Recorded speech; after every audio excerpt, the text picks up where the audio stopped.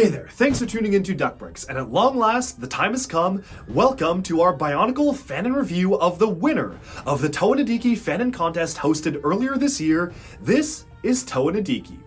Now, the Bionicle Fanon review series is a way for me to review the fan-created, canonized, or non-canon Bionicle models made from members around the Bionicle community that either interested me enough to actually rebuild the mock if there were instructions or breakdown photos out there and review it to showcase for all of you, or just models that have won the Bionicle Fanon contests like this incredible Toa model right now. Now, before we get started, I do want to make a note. All of the custom pieces have been 3D printed by me. The metal green pieces, I used just a plastic metal green 3D printer, and I also resin printed the mask. If you do want to get those pieces for yourself, I am selling them at the Big Cartel store in the link in the description below. I have worked out a lot of the kinks that I was having with the resin curing and cleaning, so hopefully a lot of those issues should be resolved. So really happy to finally restart production on those. So if you want to rebuild this model, you can get the parts from me or many of the other amazing LEGO Bionicle 3D printing folks out there in the community. I am by far, I am probably one of the worst ones. I'm still really getting started and trying to understand the process and the technology, and there are so many talented people out there. So do go consider all your options by all means and check out what is available. Just wanted to make it known that if you do want to rebuild this, I do have the parts available right now. And without further ado, let's jump into our review of the incredible Toa Nidhiki mock by Luhan. Alright, so this is Toa Nidhiki by Luhan, aka TheOverheatingOrange. This was the overall winner of the recent Bionicle Fanon contest for Toa Nidhiki, which we hosted between February and March of this year, and it depicts Nidhiki in his pre-mutation form, which is something that fans have been speculating for and building mocks of for ages, but now is the first time we actually have a somewhat definitive, at least fully voted, Fanon representation of what Toa Nidhiki looks like as voted by you, the Bionicle community. Now this is an incredible model, and much like all of our other Fanon reviews, we will be taking a look at it on the 4 major points: posability, building techniques, aesthetics, and finally believability in universe, where I have brought over probably the most amount of representative samples from the Bionicle world to date to compare against this model. Now starting off with posability. Toa Nidhiki has pretty much the standard articulation you would come to expect out of a Toa Mechu character. You've got the standard knees, the legs, nothing super crazy going on there. The arms are a little bit more interesting. You've got ball joint mounted on the arms. You can move that all the way outwards. You can move the elbow like so. I actually really like the elbow technique. It feels a little bit more unique compared to other styles of models. It gives them a very special visual flair that not a lot of the other models have. Of course, you can pose the scythe just fine. You even can pose the scythe mounted on the ball joint, so if you want to change the angle of the scythe itself, you can actually change that around, and the head can move around as well. It's in a fairly similar configuration to the canon version of Toa Koalas, who also utilizes the same piece as a scarf, but the nice thing is that the way this is set up, you can actually choose to kind of use it as a part of his outfit and then have the mask looking over the scarf itself if you don't want his mouth to be fully covered, just like this, or if you do want the mouth to be covered with the scarf, you just kind of lift it up, tuck it in, and there you go. It's super simple, and it works really well. Versus the Koalas build, which looks really good, but it's a little bit more difficult to actually have the mouth be utilized with the scarf itself. Now, Toa Nidhiki does use a number of custom 3D printed elements, and I will note that I did custom 3D print all of the metal green elements. These are all using PLA plastic, as well as resin printed the mask in dark green. It's not perfect, but it's close enough for me, and I feel like it's the closest dark green I could have gotten, and I believe at the time of this recording, all of those pieces are available for sale at the Duckbricks Big Cartel store. If you want to go and check it out in the description below, I did fix a lot of the issues we were having with curing the resin masks, so they should be good to go. Now, moving onwards to building techniques, I actually want to note that it actually uses some really nice parts usages that is a little bit covered up by the scarf, so I'm going to bend the scarf backwards there just so you can see it.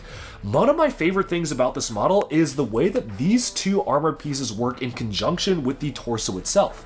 These pieces were initially designed for Toa Nuparu Mari, but they work totally well as shoulder armor here. What's really cool is that you can kind of very lightly adjust the angle, so ever so slightly you can change the way that these are angled on the body itself, so you can really just play around with how you want these pieces to be armored. You can have them angle upwards, you can have them be more flat outwards. It's just really cool how these feel like they work so well as shoulder armor, and the actual angles of the arms themselves really work very well with the armor pieces themselves. You've got a lot of posability, they do not hamper posability whatsoever, so looking straight forward, you can really just bend these all the way out and you are good to go with the way these are done, and I just feel like they just look so good when it comes to the model itself. Now, aesthetically speaking, the color blocking is also really fantastic. Flipping the scarf back over here, you can take a look at just a slight spattering of metallic green just scattered throughout the model. You've got a little bit of metallic green, again 3D printed for the bottom pieces here. You've got some metallic green around the back, which of course just only barely shows in the front, and really it's just a primary armor color for the front chest plate as well as the side shoulder armor itself. So it's not too overbearing where it just overpowers the dark green color scheme, but it just feels like a nice blend where it's almost transitioning from the bottom to the top. It would have been really easy for Luhan to do something like also color these pieces in metallic green, but I'm actually very glad the model doesn't do that because I feel like aesthetically speaking, the model has a much clearer visual flow, having a predominantly just dark green base and metallic green being used as the armor itself. Now, the mask is a very nice custom one that I believe was designed by Galva. I will link that in the description below if you want to download and 3D print the mask yourself. It's a really good choice and honestly not one of the more common ones. I saw a lot of different ones being utilized for the contest, but this was one of the only mocks that used this version of the mask, but I do feel like that works really well for the character itself, and overall, aesthetically speaking, I honestly don't have that much to complain about. Really, the only thing I do want to note when it comes to both building techniques and aesthetics is that this is technically an illegal technique. The way that there are small little 1x1 square Lego studs attached to the back of the legs here, it's great to fill up the space, but it means that this Technic pin is going to be pushed out. It also means that this armor piece is going to wobble as you move it, and if you want to push it in, well, that just pushes the entire thing out, and you don't really have a way around that. So basically, if you want to include these little gap fillers on the back here, you do have to push the pin outwards, which again causes a bit of an illegal technique.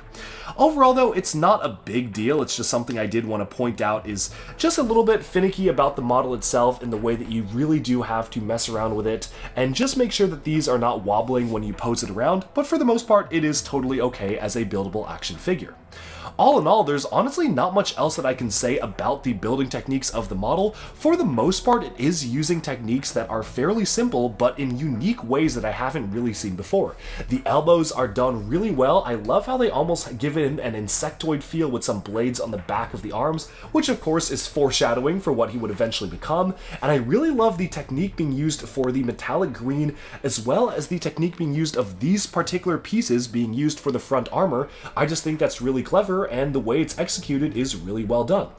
Of course, people will have their mixed feelings about the scarf. I definitely know some people who don't like the scarf being used for Bionicle models. Other people really like it. Personally, I fall into the camp of thinking that the scarf piece is really cool, so I love it whenever it's used on a Bionicle model. Whenever any sort of fabric is used, I just think that immediately makes the model cooler, so I'm definitely biased there, but it's just something I really do like about this model and the way it's executed. What's also cool is that you do have storage space for the weapon on the back of the model as well, so if you want to make him be actually having his axe stowed away or the scythe stowed away when he's not in combat, you can just easily attach that to the back there, have the Toa tool be sticking out of the back, and then here's what he looks like without that on, which is also a really good look. You can kind of have him in a fighting pose, or maybe he's running and he doesn't want to wield the scythe right now. It's a really cool look, and I really do appreciate that that amount of playability was added into the model itself. But now, I think it's time to bring over some representative samples from the Bionicle universe, and we're gonna have to do this in batches because I kinda went crazy with taking photos of this. I just posted a photo on my Instagram showcasing this model alongside a ton of the other models here because I figured this is really my only chance to bring the whole team together, so let's do that right now.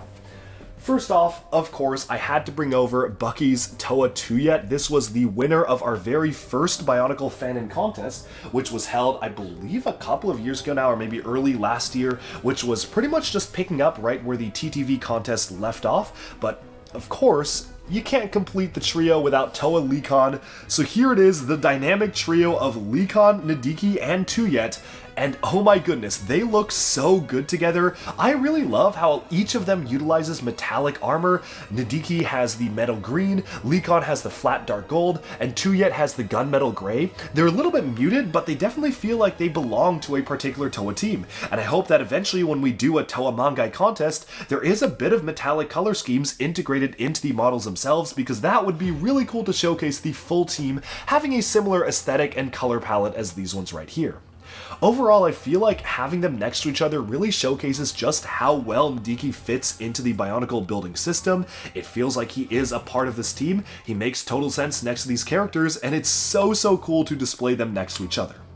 Setting them aside though, of course, I think the next thing to bring over, kind of almost going chronologically in his story, is the Dark Huntress Lariska. This was the winning model built by Jeru100 in our Lariska Fanon contest late last year, and this is a really nice looking one. You've got a lot of teal and black, and I think they do look really good next to each other. Obviously, these two characters have been associated a lot with each other, and I do like how Lariska is taller than Toa Nidhiki. Toa Nidhiki is one of the taller Toas, but Lariska is even still just a bit taller than him, showcasing some slight differences in the height there. Let's now bring over Rudaka and take a look at just how they compare next to each other. Now, Rudaka is kind of freakishly tall, which is not a bad thing, you know, never a bad thing for someone to be very tall, but absolutely dwarfs Toa Nidhiki, but I think that kind of makes sense in universe. Rudaka is a character who towers over a lot of the other characters, especially when you see even the animation in the movie, so I think it makes sense that they're scaled this way. And of course, the last one to bring over, chronologically speaking, well, I guess we have Kreka as well, so here he is next to Kreka. That's a team right there. But then really what we want to bring over is the spider version of Toa Nidhiki, because this is really what this model is trying to base itself off of. You have the spider version being transported into this scene here, and I think that this is a really well done configuration, because obviously you have the same exact chest plate being used, the claw elements are the same as the scythe, and I really do like the usages of even the Borak eyes being used on the shoulders here, because of course the spider-like version has those Borak eyes being used as well.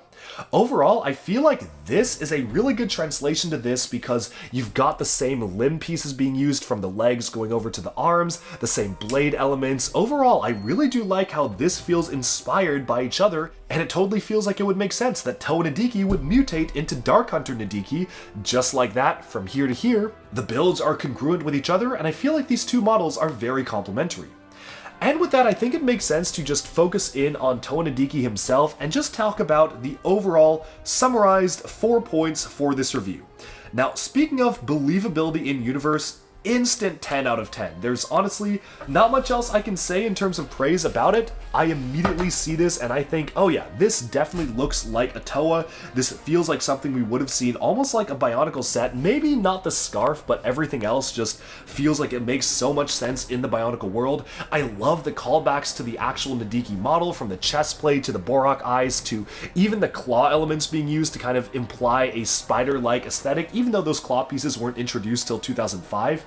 Everything about this is just done really well and makes it feel like he is part of a team in the world. For the next point, in terms of building techniques, 9 out of 10, if only not for that slight illegal technique there. It is the most nitpicky of nitpicks, but honestly, this model is just so perfect that I don't really have anything else to complain about it. In terms of aesthetics, honestly, 10 out of 10. Like, I love the color blocking. It feels like Nidhiki. I don't have much negative things to say about it. I'm sure everyone had their own favorites for the contest itself, but this was the unanimous vote, and I think it makes total sense that this won the support of everyone watching. And finally, for posability, posability is perfect. I cannot ask for anything more for a Toa Metro style build. 10 out of 10, do I even need to say it? This is another fantastic model by Luhan, who knocked it out of the park with this build, and I can't wait to see what he builds next. Overall, that sums up our review of the Fanon Toa Nidhiki model. I hope you enjoyed this long overdue look at one of the best builds to come out of the Fanon contest, and stay tuned for more because we have a lot more Fanon contests on the way. Alright, and with that, we have summed up our look at the Toa Nidhiki mock by Luhan, the winner of the Bionicle Toa Nidhiki Fanon contest. Let me know down in the comments below, did you vote for this one? What do you think of the model? Were you rooting for this one to win? Or maybe was there another one that you were rooting for that didn't quite make it? Overall, this was a really great contest. So many fun entries that came in, and this one was actually run while I was filming LEGO Masters, which I could not say at the time, but it's really funny because this entire contest was essentially held remotely by me while I was filming the show from like 5 a.m. to late in the evening, and so pretty much all the reviewing was done by our incredible review team over on Discord. People kept asking like where I was, and I just had to say I was working. So thank you all for keeping the secret for people who, the very few people who were in the loop. It was really hard for me to keep this secret, but yeah, the news is out. That's why I was so hands-off during the Toa Nidhiki Fanon contest, because I was filming the LEGO TV show. But hopefully you enjoyed this review. Thank you all so much for tuning in, and be sure to like and subscribe for even more LEGO news, reviews, discussion, and analyses coming your way very soon, and bye for now. Showcasing some slight differences in the height there. But now, of course, speaking of tall women, no, let's not put that in the video. Let's now bring over Rudaka and take